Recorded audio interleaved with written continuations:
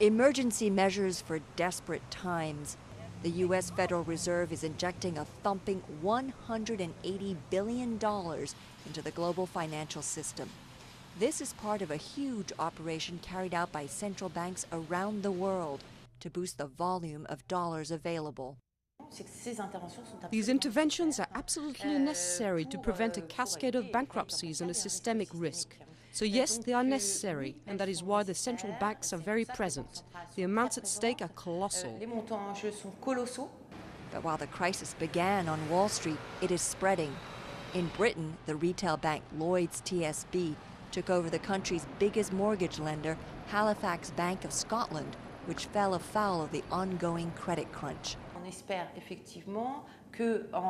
We hope that by allowing banks to get liquidity, we reduce the degree of stress, and that bit by bit the risk and the spread of interest rates will normalize.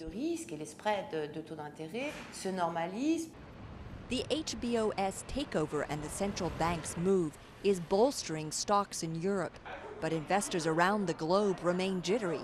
In Asia, where banks have lent huge amounts to the U.S., shares have plunged.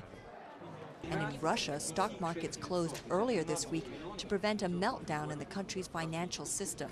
What we've seen in the last 36 hours in the Russian financial markets is an unprecedented period of a lack of liquidity, where interbank lending has slowed sharply and markedly, and different players in the market are having difficulties accessing finance. It is too early to say if the latest action by the central banks is a lifesaver. But when the dust settles, the world financial landscape is likely to be very different.